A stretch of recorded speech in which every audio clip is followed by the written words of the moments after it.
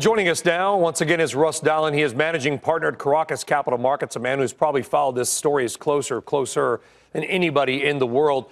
But, Russ, the one thing that history has taught us about regimes like the Maduro regime is that they can hold on often a lot longer than people think they can. How close do you believe we are to having Maduro out and Guaido, I don't mean being recognized, I mean in the Capitol building in Caracas?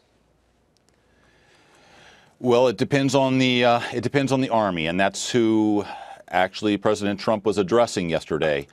So much so that Maduro responded immediately that Trump was a Nazi, and who does he think he is, telling the Venezuelan army who to support. But clearly, the Venezuelan army is who's going to decide who's going to be the ultimate president of this country. They've been targeting them, offering them amnesty for all the bad things that they've done, from the drug trafficking to the smuggling to everything else that they've stolen money from, so that they will switch their allegiance and save the country and get out of the mess that they've made of Venezuela. I know it's hard to know individually. Of course, all these generals and colonels and majors, whatever it might be, you know, they're individuals with their own minds, but they want to be paid. I mean, Maduro's currency has literally been food, money, and probably liquor. Okay, if they're not getting any of those things, do you believe they will remain loyal to Maduro, or will they literally follow the money? And if Guaido can pay them, they're going to switch sides. Well, unfortunately, it's not so easy. It's a bit like a mafia family. It's easy to get into the mob, but it's not so easy to get out. They've got something on everybody, and nobody trusts anyone.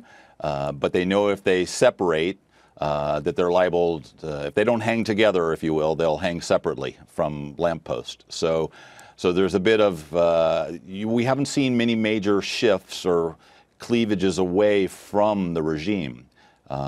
So as much as we've been hammering. Now, having said that, Elliott Abrams, who is an old hand, supported the Contras in Nicaragua in the 1980s under Reagan and Bush, got Noriega out of Panama with 30,000 U.S. troops back in the early 90s.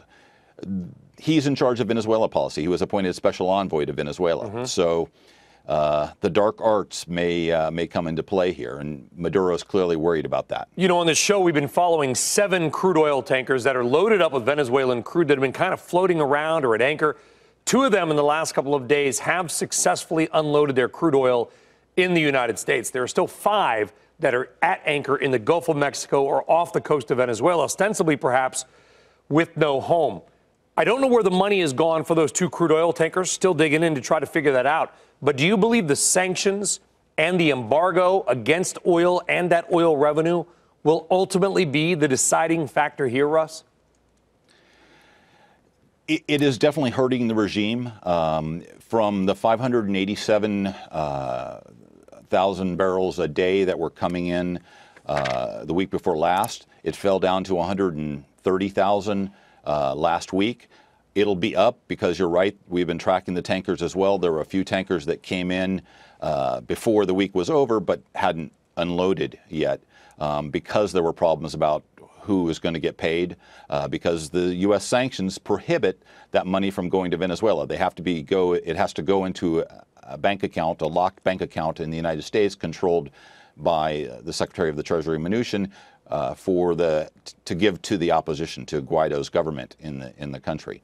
And as a matter of fact, Citgo is now firmly under control of Guaido, and they actually kicked out 3 loyalists that were appointed by Chavez's cousin, Asdrubal Chavez, who was in charge of Citgo. So they're actually cleaning house at Citgo and getting rid of all the regime and by the way, Russ, can you imagine you're the board of a company, however illegitimate or whatever you think it is. All of a sudden, a government comes in and says, you're out, we've got our new guys, but your boss, who's the president of Venezuela, has not officially told you you're out. There's almost like there's 2 Citgos that are happening right now from a very executive level.